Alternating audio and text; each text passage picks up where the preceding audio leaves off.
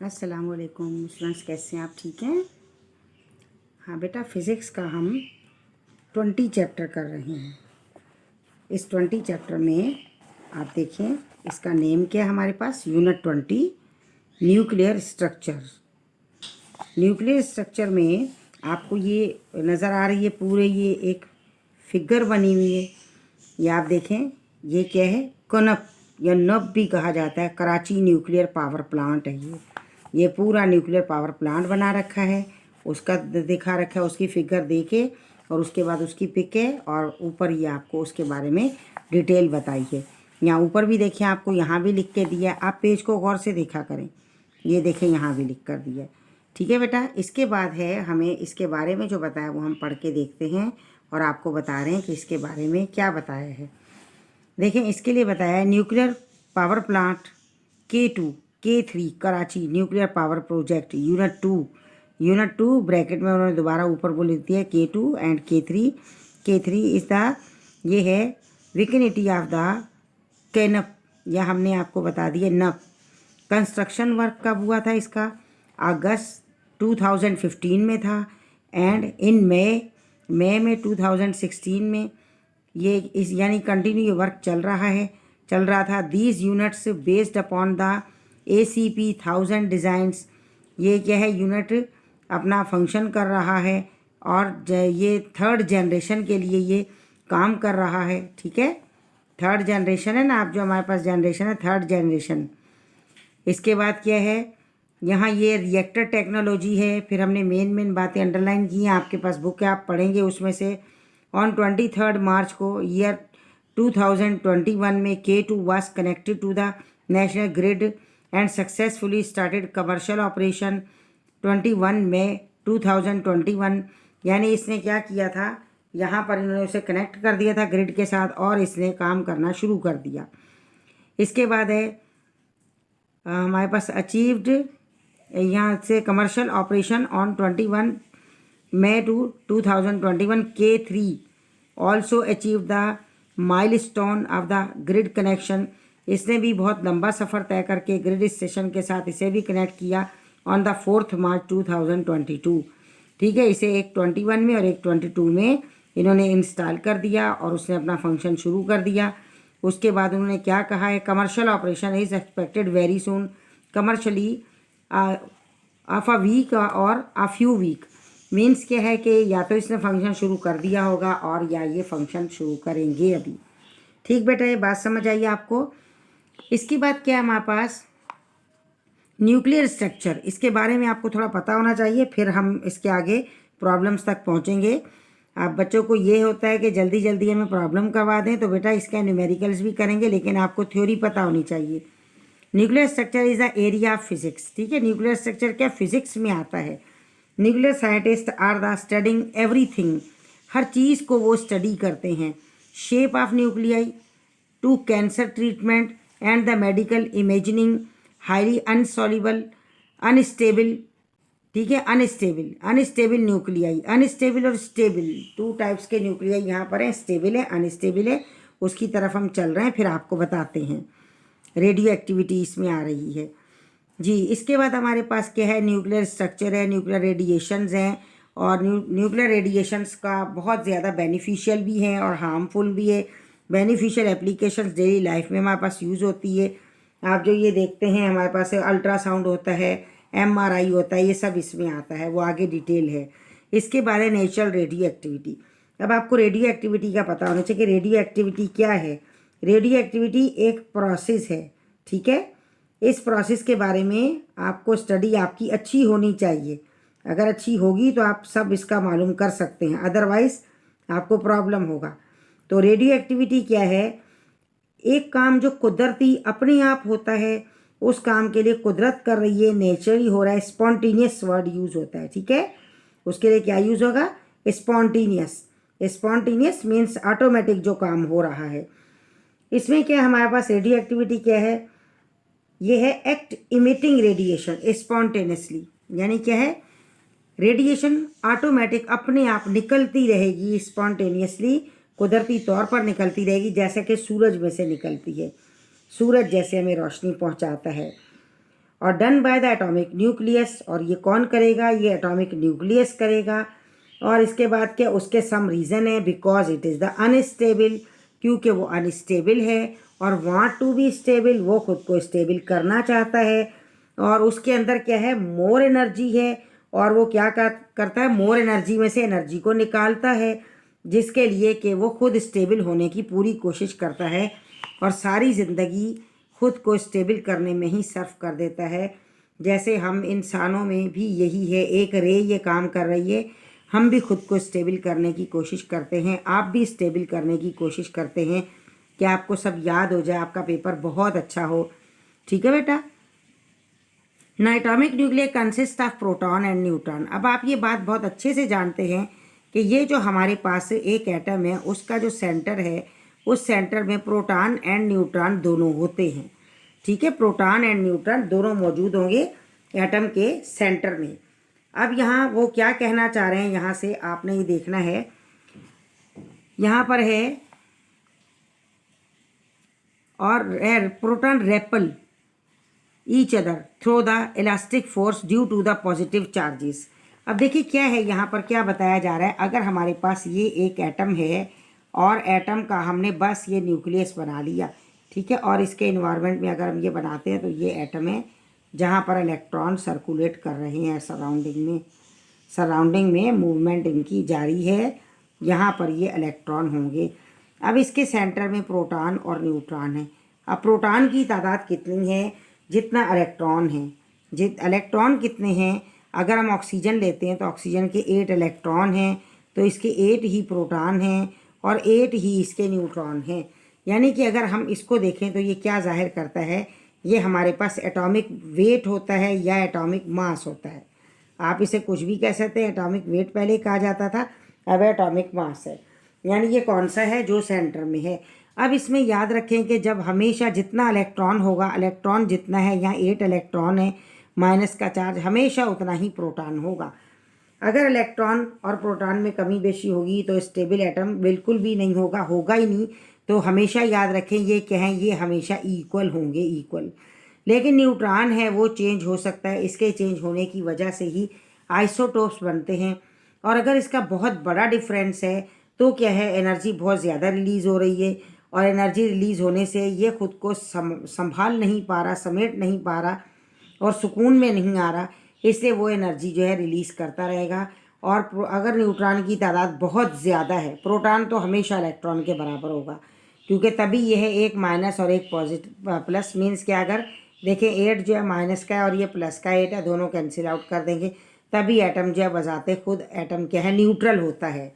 लेकिन अगर न्यूट्रॉन बहुत ज़्यादा हैं तो बहुत ज़्यादा होने की वजह से एनर्जी भी बहुत ज़्यादा है, और उसमें ये होगा, ये खुद को स्टेबल करने के लिए कोशिश करता रहेगा और ये अनस्टेबल रहेगा, इसीलिए ये रेडिएशन करेगा खुद को स्टेबल करने के लिए। ठीक है। अब यहाँ पर आपको यही बात बताई गई है, हमने आपको वैसे समझा दी बेटा, समझने में ज़्यादा सहूलत रहती है, आसानी से आ जाता है। अब इसमें देखें 8 प्रोटॉन है, प्रोटॉन पॉजिटिव है, जाहिर है ये तो 8 हमने नंबर लिखा है ना, तो नंबर थोड़ी ना होगा बेटा, क्या होगा, 8 अगर प्रोटॉन है तो प्रोटॉन यूँ बनेंगे, 8 प्रोटॉन यूँ होंगे। देखें ये रहा, ये 1 2 3 4 5 6 7 8। अब ये एक दूसरे को रेपल करते रहें, जितने भी प्रोटॉन होंगे न्यूक्लियस में, जितनी उसकी हम क्या कहेंगे कि एटॉमिक नंबर है, जितना एटॉमिक नंबर है उतना ही प्रोटॉन है और उतना ही इलेक्ट्रॉन है, और दोनों बराबर हैं। तो ये सेम चार्जेस होंगे, प्रोटॉन पॉजिटिव हैं, तो ये न्यूक्लियस में एक दूसरे से रेपल करते रहेंगे। यहाँ उन्होंने यही आपको बताया कि प्रोटॉन रेपल ईच अदर, एक दूसरे को रेपल करेंगे through electrostatic force due to their positive charge, क्योंकि उनमें पॉजिटिव चार्ज है और इलेक्ट्रोस्टैटिक फोर्सेज हैं। इसके बाद है न्यूक्लियाई बाइंड होगा one and other, and the binding energy होगी उसके अंदर। अब वो एक दूसरे को रेपल तो कर रहे हैं, लेकिन क्या है, न्यूक्लियस तो बाइंड है ना, उसके अंदर क्या है, बाइंडिंग एनर्जी मौजूद है। इसके बाद यहाँ से हमने आपको ये बताया, there are only certain neutron proton pairing, कुछ न्यूट्रॉन और प्रोटॉन की पेयरिंग हो जाएगी फॉर्म द स्टेबल न्यूक्लाई, और वो स्टेबल न्यूक्लाई कर देंगे। इसके बाद पेयरिंग हो जाएगी। मीन्स क्या, देखें अगर 8 इसके अंदर क्या है हमारे पास प्रोटॉन है तो 8 ही न्यूट्रॉन है, पेयरिंग हो गई। लेकिन अगर क्या है हमारे पास हम लेते हैं कोई तादाद, कोई भी, अगर हमने 11 ले लिया, सपोज कर रहे हैं हम, होता नहीं है इसमें क्योंकि 11 सोडियम है। अगर हमने 11 ले लिया उसका प्रोटॉन और उसके बाद हमने उसका न्यूट्रॉन जो है वो काफ़ी ज़्यादा ले लिया, हमने 30 ले लिया, तो क्या है उनकी स्टेबिलिटी नहीं हो पाएगी, इसलिए वो अनस्टेबल होंगे। हर एक में यही कहानी है, यही चल रहा है। पेयरिंग कर ली फॉर द स्टेबल न्यूक्लियाई। अब वो स्टेबल न्यूक्लियाई के लिए उन्होंने पेयरिंग की, लेकिन क्या होगा, increasing ratio neutron to proton. अब न्यूट्रॉन ज़्यादा है प्रोटॉन के मुकाबले में, न्यूट्रॉन ज़्यादा हैं, ठीक है, समझ गए आप, न्यूट्रॉन ज़्यादा हैं। अब हम जैसा कि कोई भी हम स्ट्रक्चर बना रहे हैं, हम कोई भी स्ट्रक्चर बनाते हैं, हम इसी को हम रिपीट कर रहे हैं। यहाँ पर सपोज़ करें कि हमने क्या लिया, हमने यहाँ पर अगर सपोज़ हमने 70 ले लिया, 70 प्रोटॉन है तो यकीनन 70 ही इलेक्ट्रॉन है, ये तो दोनों बराबर ही होंगे। लेकिन अगर हमने न्यूट्रॉन लिया है, हम कहते हैं कि न्यूट्रॉन कितना है, न्यूट्रॉन जो है वो तकरीबन 100 हम ले लेते हैं कि भाई ये 100 है, 100 आएगा, ठीक है, सपोज़, यानी इससे बहुत ज़्यादा है, 100 है या 200 है, तो क्या है दोनों की एनर्जी देखें इक्वल नहीं होगी। अब ये 70 के साथ पेयर कर लेगा और बाकी जो बच जाएगा वो एनर्जी बहुत ज़्यादा है, इसकी पावर बहुत ज़्यादा हो जाएगी, इसलिए क्या करेगा, यह खुद को स्टेबल करने की कोशिश करेगा और एनर्जी की रेडिएशन करेगा, तो उससे क्या है ये रेडियो एक्टिव बन जाएगा। अभी हम आपको नेचुरल और जो है आर्टिफिशियल रेडियो एक्टिव उसके बारे में भी बताएंगे, ठीक है। इतनी बात आपको समझ आ गई है। अब है न्यूट्रॉन नंबर को n से ज़ाहिर करेंगे, प्रोटॉन को z से ज़ाहिर करेंगे, और ये बहुत बड़ा टॉपिक हो जाएगा। हमने आपको वैसे ही सब बातें समझा दी हैं। There are too many few neutron for the given the number of proton, ठीक है, थोड़े से न्यूट्रॉन होंगे जो प्रोटॉन के साथ मैच कर लेंगे, और क्या, in case of the resulting nuclei is unstable, और न्यूक्लियाई के अनस्टेबल होगा, बाकी तो रह गए ना अकेले। And the undergoes the radioactive decay, और रेडियो एक्टिव डीके करने लगे, and get rid to excess energy, क्योंकि वो ज़्यादा एनर्जी से निजात पाना चाहेगा, ज़्यादा एनर्जी को निकालना चाहेगा, क्योंकि न्यूट्रॉन ज़्यादा हो चुके हैं, तो क्या है एनर्जी बहुत ज़्यादा है, उस एनर्जी को वो निकालना चाहेंगे। और हम आपको थोड़ा इसके बारे में बता देते हैं। आप देखें यहाँ पर हमारे पास ये रेजेस दे रखी हैं, ठीक है, ये हमने यहाँ इसको फिर पढ़ते हैं, पहले आप यहाँ से देख लें। ये क्या है, रेडियो एक्टिविटी में ये हमारे पास एक उन्होंने लीड बॉक्स दिया, लीड बॉक्स है, रेडियो एक्टिविटी सब्सटेंस है, ये रेडियो एक्टिव है, रेडियो एक्टिविटी कर रहा है। रेडियो एक्टिविटी में यहाँ पर क्या है हमारे पास दो ये हमने इलेक्ट्रोड यहाँ पर इन्होंने सेट किए हैं, इलेक्ट्रोड हैं, ये क्या इलेक्ट्रोड है, किसी भी धात के इलेक्ट्रोड है। अब ये इलेक्ट्रोड में एक क्या होगा, पॉजिटिव इलेक्ट्रोड होगा, एक क्या है, ये देखें ये क्या है, पॉजिटिव इलेक्ट्रोड है, और ये नेगेटिव इलेक्ट्रोड है। जो नेगेटिव इलेक्ट्रोड होता है वो कैथोड कहलाएगा, ठीक है, नेगेटिव इलेक्ट्रोड कैथोड कहलाएगा, पॉजिटिव इलेक्ट्रोड एनोड कहलाएगा। अब होगा क्या, आपने ये बात याद रखनी है कि अल्फ़ा रे एक ऐसी होती है, अल्फ़ा रे क्या है, पॉजिटिव है, तो वो कहाँ जाएगी, वो नेगेटिव के पास जाएगी, ठीक है, वो नेगेटिव के पास चली जाएगी, पॉजिटिव नेगेटिव इलेक्ट्रोड पर जमा हो जाएगी, और बीटा रे नेगेटिव है वो पॉजिटिव इलेक्ट्रोड पर जमा हो जाएगी, ठीक है, पॉजिटिव इलेक्ट्रोड पर जमा होगी। ये इस बात का आपने ख्याल रखना है। तो ये हमने आपको इलेक्ट्रोड बता दिए हैं, और यहाँ पर हमने आपको कैथोड एनोड भी, कैथोड देखें यूँ याद रखें कि कैथोड नेगेटिव क्यों है, कैथोड को से ही इलेक्ट्रॉन की डिस्कवरी हुई थी, तो ये आपको याद रहेगा इलेक्ट्रॉन की डिस्कवरी की वजह से। और एनोड क्या है, ये पॉजिटिव है, ये आपने याद रखना है, ठीक है। अब यहाँ पर क्या, ये अल्फ़ा का चार्ज लगा हुआ है, ये जो ना ये अल्फ़ा का चार्ज है, इसको छोड़ दें, यहाँ भी लगा हुआ है। अब यहाँ पर क्या है, अल्फ़ा रे को हीलियम का न्यूक्लियाई कहा जाता है, हीलियम का न्यूक्लियाई कहा जाता है, हीलियम पार्टिकल। अल्फ़ा रे अब हम कह रहे हैं रे, ठीक है, अल्फ़ा रे, बीटा रे, गामा रे। लेकिन आपको इसमें एक ख़ास बात याद रखनी है, ये MCQs में भी आ जाता है कि अल्फ़ा और बीटा दोनों रे नहीं है, बल्कि अल्फ़ा पार्टिकल हैं, बीटा पार्टिकल हैं, और गामा रे है। हमें इस बात का ख्याल रखना है। ये अभी हम आपको इनकी पेनिट्रेशन भी दिखाते हैं और सब दिखाते हैं, उससे आपको अच्छे से क्लियर हो जाएगा, ठीक है बेटा। आप देख रहे हैं ये थोड़ा सा नीचे और ये ज़्यादा बेंट हुआ है, ये कम बेंट हुआ है, तो आपने यहाँ ये बात याद रखनी है कि बीटा क्या होगा, मोर डिफ्लेक्टेड होगा, मोर डिफ्लेक्ट हो जाएगा, क्योंकि ये लाइटर है, इसका मास कम है तो जल्दी मुड़ जाएगा, इसका मास ज़्यादा है तो ये क्या होगा, ये इसका अपोजिट कर लें, हैवियर मास होगा ये। और ये हम समझें कि आप यूँ याद रख रहे हैं कि ये just like the beta just like the electron because having the negative charge and alpha just like the proton because having the positive charge. देखिए प्रोटॉन पॉजिटिव ये याद रखें ताकि आपको मिसिंग ना और आप भूलें ना। ठीक है बेटा, ये वाली बात। अच्छा, इसके बाद हम आपको चंद स्किन के बारे में बातें बता देते हैं कि यहाँ पर क्या है हमारे पास। हम अगर इसकी स्टेबिलिटी की बात करते हैं तो हमें ये वाली बात देखनी है कि इनमें यहाँ पर देखिए एक तरफ अल्फ़ा जा रहा है और एक तरफ बीटा जा रहा है। तो हमें यहाँ ये वाली बात याद रखनी है। अल्फ़ा बीटा के लिए आप छोटे से पॉइंट्स जो है वो याद रखें, आपको MCQs में भी आ सकते हैं। अल्फ़ा बीटा के लिए आप इतना याद रखेंगे कि ये है, ये मार्क है हमारे पास। एक मिनट, यहाँ से हम इसको थोड़ा, ये बहुत मैग्नीफाइड है। हम ये मार्क है हमारे पास अल्फ़ा का, ये मार्क है आपके पास बीटा का, ये मार्क है आपके पास गामा का, और ये क्या है, ये पार्टिकल है, ये भी पार्टिकल, और ये क्या है, ये रे है। ठीक है, ये आपने याद रखना है। इसके बाद क्या है, हम अगर ये देखें कि इस पर अल्फ़ा पर कौन सा चार्ज है, तो अल्फ़ा पर कौन सा चार्ज होगा, अल्फ़ा बजाते खुद पॉजिटिव है, और ये क्या है, ये नेगेटिव है। अब हम जानते हैं कि एटम में पॉजिटिव क्या होते हैं, पॉजिटिव प्रोटॉन होते हैं, और नेगेटिव क्या होते हैं, इलेक्ट्रॉन होते हैं। ठीक है, हमें ये वाली बात देखनी है। और गामा क्या है, जस्ट लाइक द न्यूट्रॉन। ठीक है, जैसा कि न्यूट्रॉन, यानी क्या है, न्यूट्रल है, ये ज़ीरो है, न्यूट्रल है, इस पर कोई भी चार्ज नहीं है। अब इसमें हमें और जो बातें याद रखनी है, हम जानते हैं कि पॉजिटिव और नेगेटिव तो मिल जाएंगे, तो इसलिए ये बात याद रखें कि जब भी अल्फ़ा निकलेगी तो सेपरेट निकलेगी, ओनली अल्फ़ा। अल्फ़ा क्या है, ओनली अल्फ़ा होगा। और जब बीटा निकलेगा तो ओनली बीटा निकलेगा। और जब गामा निकलेगा तो गामा क्या है, गामा रे अल्फ़ा के साथ भी आ सकती है और गामा रे बीटा के साथ भी आ सकती है। ये दोनों रे के साथ आ सकता है, लेकिन क्या है, अल्फ़ा और बीटा कभी भी इकट्ठे नहीं निकलेंगे, एक वक्त में एक ही निकलेगा। ठीक है बेटा, और हमें इसके बारे में आपको थोड़ा हम मज़ीद बातें बता सकते हैं, यानी कि बता दें जो कि आपको याद रहें और आप आसानी से उसे समझ सकें। अब क्या है, जिनमें अल्फ़ा बीटा जो रिलीज़ कर रहे हैं उनमें क्या है, उनमें एक्स्ट्रा एनर्जी है, एनर्जी की क्वांटिटी ज़्यादा है। वो उसको कोशिश कर रहे हैं कि वो मैनेज करने की कोशिश कर रहे हैं। और हम अगर चाहें कि ये हमारे पास जो अल्फ़ा बीटा रेसेस हैं कि हम इन्हें थोड़ा कंट्रोल कर लें, किसी सूरत कंट्रोल करें, तो नहीं, ये स्पॉन्टीनस है, ये कुदरती हो रहा है, नेचुरल है। तो इसलिए इसकी नेचुरलिटी को हम कभी भी कंट्रोल नहीं कर सकते।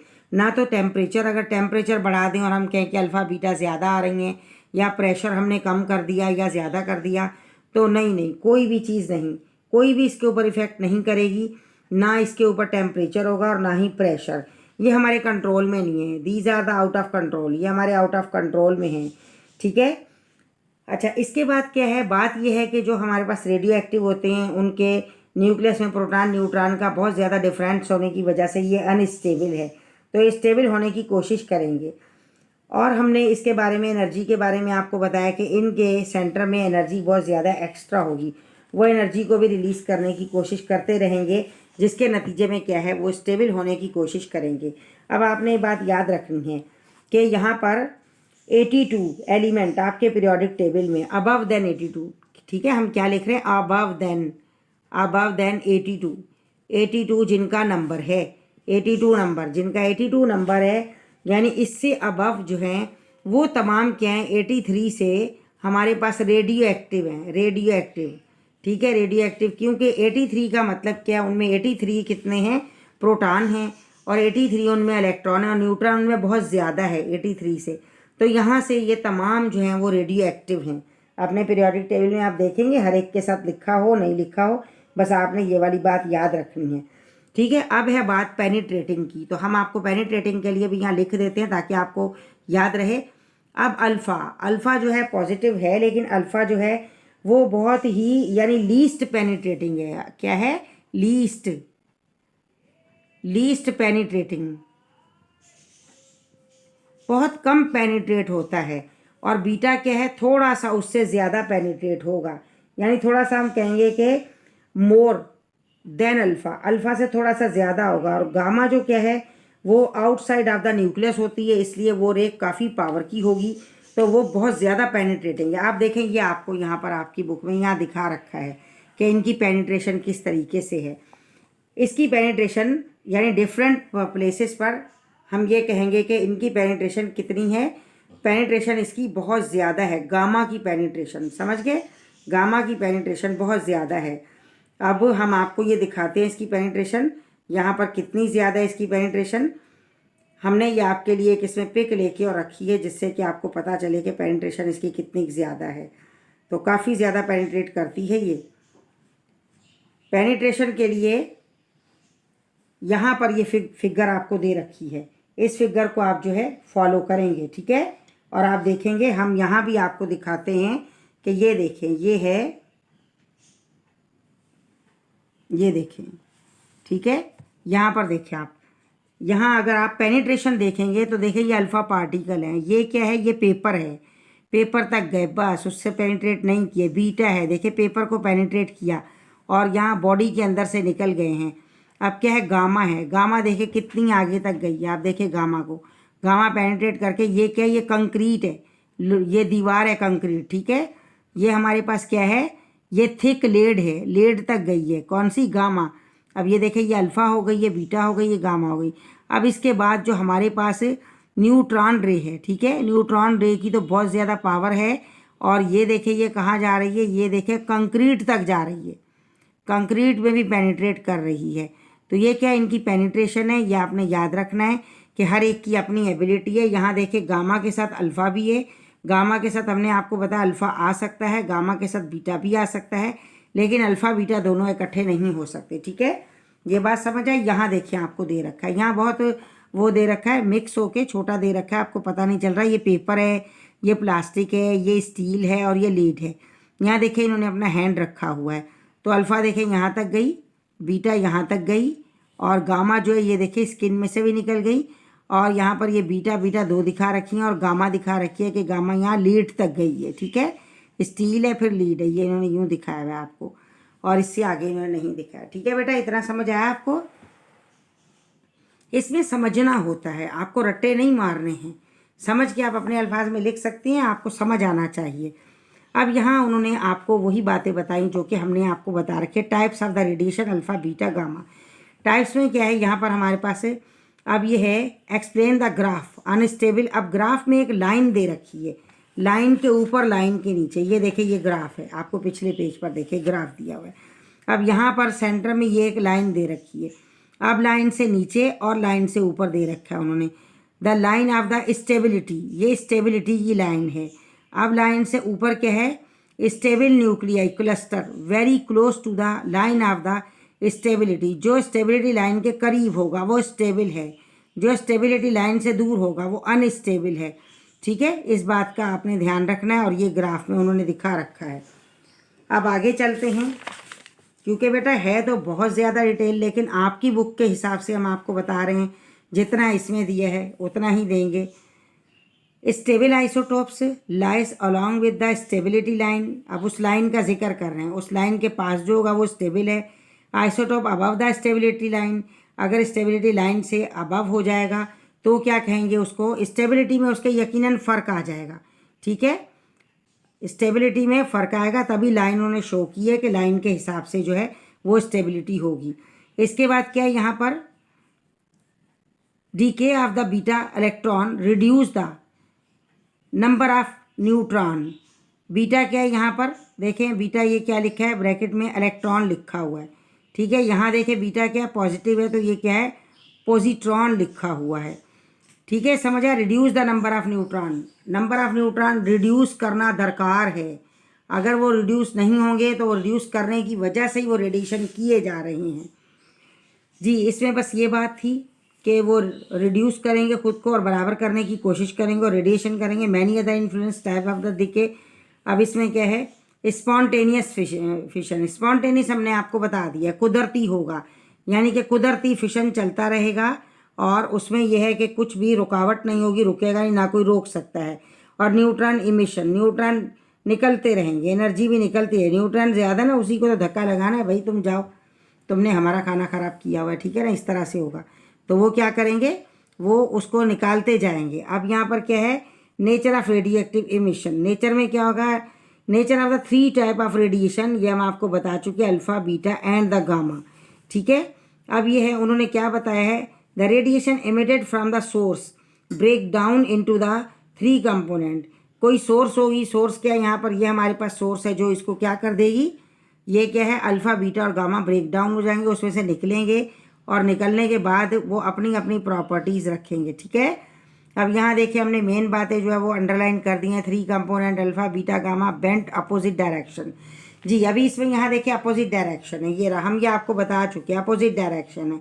अपोजिट डायरेक्शन में एक क्या लाइट है, ये लाइटर है, लाइटर है बीटा। बीटा क्यों लाइटर है, आप जानते हैं इलेक्ट्रॉन लाइटर होता है, किससे, प्रोटॉन से।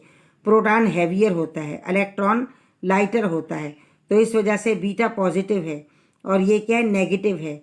तो इसमें प्रॉपर्टीज़ उसी की होंगी ना जो नेगेटिव होगा, तो ये लाइटर है। तो यहाँ पर आपने ये बताना है कि एक लाइटर है और एक हैवियर है। ठीक है, अब जो लाइटर है वो क्या करेगा, वो ज़्यादा डिफ्लेक्ट कर रहा है।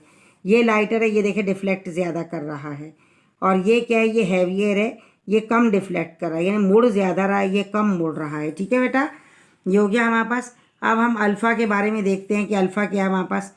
Alpha deflected toward the negatively charge, ये वही बात जो हमने आपको बताई, क्योंकि अल्फ़ा पॉजिटिव है तो इसको आपको रटने की ज़रूरत नहीं। अल्फ़ा पॉजिटिव है तो ज़ाहिर है नेगेटिव इलेक्ट्रोड पर जाएगा। बीटा क्या है, जब अल्फ़ा पॉजिटिव है तो बीटा नेगेटिव है, जब नेगेटिव है तो किस तरफ जाएगा, पॉजिटिव की तरफ ये मूव करेगा, ये पॉजिटिव प्लेट की तरफ जाएगा और ख़ुद क्या नेगेटिवली चार्ज है। ठीक है बेटा, इसके बाद फर्दर मज़ीद क्या है, पार्टिकल ऑफ द हीलियम, ये भी हमने आपको बता दिया है कि अल्फ़ा क्या होगा, हीलियम का पार्टिकल को अल्फ़ा कहा जाता है। टू और यहाँ क्या है, 2 प्रोटॉन और द 2 न्यूट्रॉन हीलियम में होते हैं ये, क्योंकि इसमें 2 प्रोटॉन और 2 न्यूट्रॉन है। पीरियोडिक टेबल के पहले पीरियड में हीलियम आ रहा है और हीलियम का नंबर क्या है, 2 है। तो 2 नंबर मीन्स क्या है, 2 उसमें प्रोटॉन है, 2 उसका एटॉमिक नंबर है, 2 उसमें इलेक्ट्रॉन है। तो इन्होंने यहाँ से ये आपको बताया कि अल्फ़ा पार्टिकल दरअसल क्या है, न्यूक्लियस है हीलियम का, हीलियम ही कहा जाता है उसे। जी अब यहाँ इन्होंने आपको गामा रे का बताया कि वो उनकी अल्ट्रा जो है हाई एनर्जी होती है, वो हम आपको बता चुके। ठीक है बेटा, इसके बाद है यहाँ पर relative ionizing effect of the radioactivity. Ionizing effect, atom become ion. ठीक है, एटम आइन बन जाएगा, आप ये बात जानते हैं, एटम ही आइन बनता है। और आइन कब बनता है, जब उसके ऊपर चार्जेस आ जाएंगे वो आइन हो जाएगा, पॉजिटिव और नेगेटिव चार्ज आएंगे तो वो आइन कहलाएगा। यहाँ उन्होंने आपको बताया कि दे लॉस गेन इलेक्ट्रॉन, वो क्या करेगा, लॉस करेगा इलेक्ट्रॉन। ठीक है, और गेन करेगा इलेक्ट्रॉन, तभी ज़रा उस पर चार्ज आएगा न्यूक्लियर रेडिएशन में ना। Alpha beta and gamma charge कैसे आएगा, किसी भी एलिमेंट पर अगर वो लॉस करता है इलेक्ट्रॉन का तो क्या होगा, दे दिया उसने, इसका मतलब है पॉजिटिव है, और जब गेन करेगा ले लिया तो नेगेटिव है, याद रख लें। इसके बाद है इसमें due to the large power of the charge mass of the alpha particle, beta particle ionize much less than alpha particle. Beta particle ionize होंगे और लेस देन अल्फ़ा, अल्फ़ा के मुकाबले में कम। The ionizing power of the gamma even less than that the beta, यानी एक दूसरे से कम कम होती जा रही है इनकी आयोनाइजेशन, आप यूँ याद रख लें। ठीक है बेटा, ये हम आपको शीट का पेनिट्रेट करने का बता चुके हैं। यहाँ जो लिखा है अल्फ़ा पार्टिकल शॉर्टेस्ट पेनिट्रेटिंग है, आयोनाइज है, बीटा पार्टिकल हाई पेनिट्रेटिंग है। ठीक है, और गामा पार्टिकल क्या है, several hundred of the meter to the air, यानी सेवरल 100 मीटर्स तक एयर में ये पेनिट्रेट करेगा और कंक्रीट के अंदर चला जाएगा। वेरी पेनिट्रेटिंग है। ठीक है, अब यहाँ से आप इनको देखेंगे, नोट करेंगे, और यही जो अंडरलाइन किया है ये आपने नोट करना है, आपने भी अंडरलाइन करना है और इसे आपने कॉपी में ऐसा लिख लेना है ताकि आप आसानी से इसे समझ सकें। इसके बाद है न्यूक्लियर ट्रांसमिशन। ठीक है, न्यूक्लियर ट्रांसमिशन में क्या है, आप यहाँ से देखें, N isotope radio active. Isotope radio active है क्यों, इससे कि उसका न्यूक्लियस मेंटेन नहीं है, उसमें न्यूट्रॉन की तादाद में फ़र्क आ रहा है, और जो हमारे पास रेडियो एक्टिव होगा वो हमेशा अनस्टेबल होगा, न्यूट्रॉन एंड प्रोटॉन की अरेंजमेंट। और द स्टेबल कौन सा होगा, जिसमें हमने आपको ऑक्सीजन की एग्जांपल दी वो स्टेबल है, कार्बन की एग्जांपल दी वो स्टेबल है, जिसके प्रोटॉन और न्यूट्रॉन बराबर हैं वो स्टेबल हैं, वहाँ कोई झगड़ा नहीं है, दोनों बराबर हो। जी अब यहाँ पर देखिए क्या है, यहाँ पर आपको उन्होंने बताया है कि ये न्यूक्लियस दिया हुआ था ओरिजिनल, यानी बिफोर डीके पेरेंट न्यूक्लियस था, डीके से पहले वो पेरेंट न्यूक्लियस था, और क्या फॉर्म आफ्टर डिके, जब डिके हो गया तो क्या है वो डॉटर न्यूक्लियस हो गया, और उसके बाद क्या है डॉटर न्यूक्लियस क्या है रीजनरेटिंग पर चला जाएगा, ठीक है। मीन्स क्या रेडियो एक्टिव इसमें डिसइंटीग्रेशन हो जाएगा, डिसइंटीग्रेशन हो जाएगा और क्या बन जाएगा, यहाँ पर न्यूक्लियर ट्रांसमिशन होगी और कन्वर्ट केमिकल एलिमेंट में कन्वर्ट हो जाएगा और अनदर केमिकल एलिमेंट और द आइसोटोप्स, यानी दूसरा एलिमेंट बन जाएगा। यहाँ पर दूसरा एलिमेंट बनने की बात है तो ये देखें, ये रहा दूसरा एलिमेंट यहाँ दिया हुआ है उन्होंने आपको। ये हमारे पास रेडियो एक्टिव एलिमेंट है, ठीक है। और रेडियो एक्टिव एलिमेंट से यहाँ ये देखिए आप, इसमें दिया है, इसमें वहाँ भी दिया, ये भी दिया है। यहाँ देखिए यूरेनियम है, ये पेरेंट है, यूरेनियम पेरेंट है, ये इसका नंबर है, ये मास है, ये प्रोटॉन है और यही इलेक्ट्रॉन है, और न्यूट्रॉन इसमें से निकलेगा माइनस करने से 146। अब आप देखिए कितना फ़र्क है, एक ये क्या है हमारे पास 92 प्रोटॉन है, 146 न्यूट्रॉन है, बहुत बड़ा फ़र्क है। मीन्स क्या झगड़ा शुरू। अब इन्होंने जब आपस में इसके रेजेस देनी शुरू की और स्पॉन्टेनियस प्रोसेस स्टार्ट है कंटिन्यू, तो ये क्यों कर रहा है, ये खुद को स्टेबल करने के लिए कर रहा है, लेकिन ये स्टेबल हो नहीं पाएगा। दरअसल ये पेरेंट है, ये स्टेबल हो नहीं पाएगा और रिजल्ट क्या बनेगा, ये टूट जाएगा, ख़त्म हो जाएगा, ये हीलियम बन जाएगा, इमिट द पार्टिकल, दूसरा क्या है थोरियम बन जाएगा, लेकिन ये खुद को स्टेबल नहीं कर पाएगा। और यहाँ पर ये आपको इनकी एनर्जीज दिखा रखी हैं और किस तरीके से है। यहाँ देखें, ये आपको बताया पेरेंट न्यूक्लियाई है वो डॉटर बना देगा, डॉटर में क्या है अल्फ़ा पार्टिकल्स होंगे, ठीक है।